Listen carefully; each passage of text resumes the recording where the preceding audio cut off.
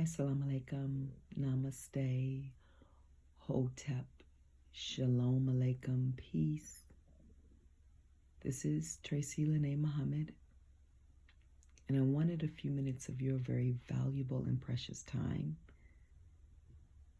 to tell you about radical forgiveness. If you've never heard of it, the concept was brought to light by Colin Tippin, and you can Google more about it. Radical forgiveness is the ability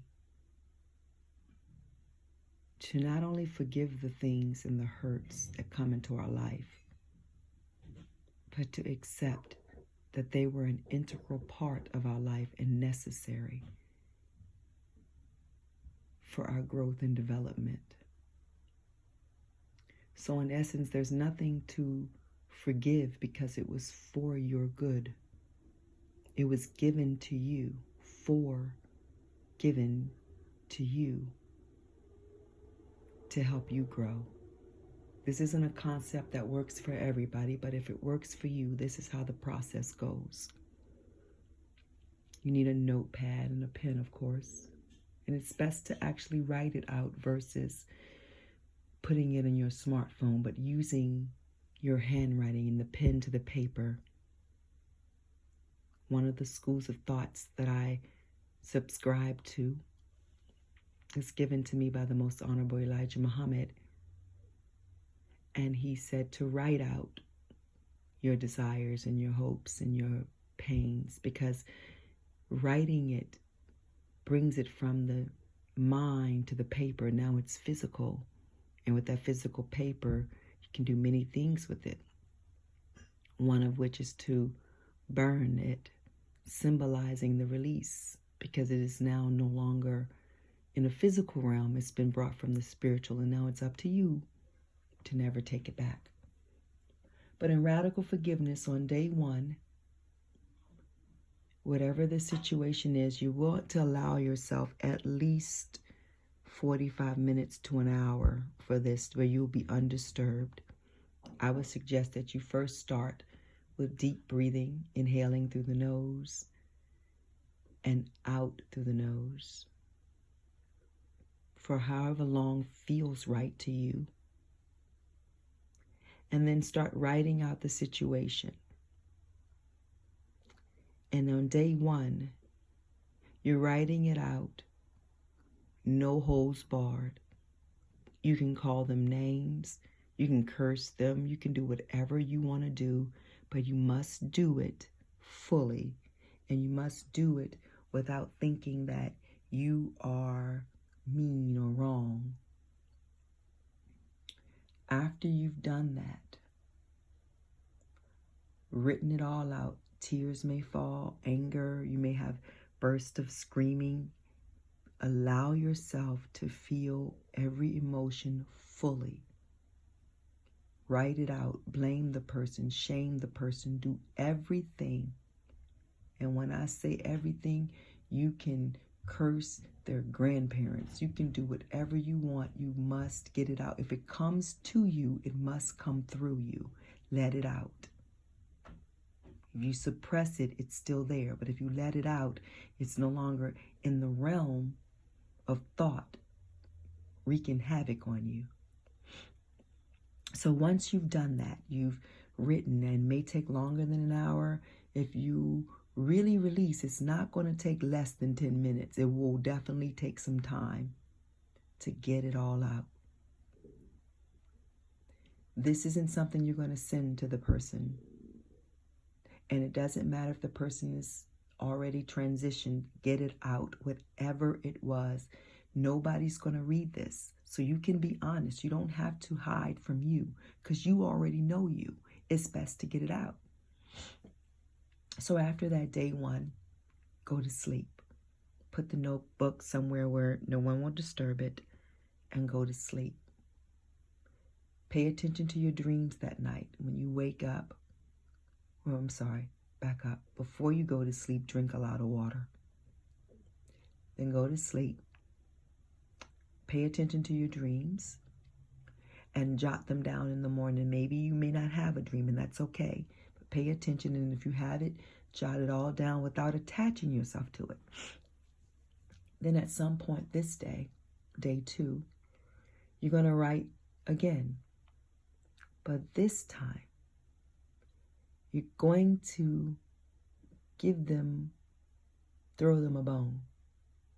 So, for example, if you're forgiving a past lover who stepped out on you and brought you a disease, maybe on day 2, you will say, well, whatever made you go out and do that must have hurt to have to live in that space. Something that you're just giving, you're not letting them off the hook, but you're offering a little compassion. You may say something like, yeah, you are very damaged and you need attention from a bunch of women, so this is why you did this, because you don't love yourself. Just something light, but you still go in on them. How dare you bring me this disease? You still say the things you need to say. And I just used that example just so you could see how big that, of course, would make you angry. You write that all out, and the difference in the energy is on day 1, you were very angry and just throwing all the daggers you could pick up. On day 2, you're still throwing daggers, but you're understanding a little bit more. The compassion is key. It's still their fault, but you're beginning to look at it from a different perspective.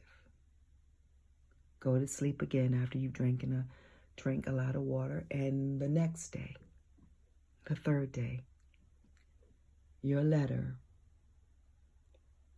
will completely absolve them and you by simply saying, thank you for this situation because it was good for me, and here's why. And list all of the things that you learned about yourself. Even if you learned that you're a manipulative liar that sneaks around in people's stuff, you learned that, so now you can deal with it. Even if you learned that when things happen to you, you take it out on other people, then you're still learning.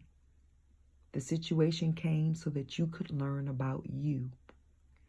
So on this day, you are thanking them and you are saying, I don't need to forgive you in such because this was good for me.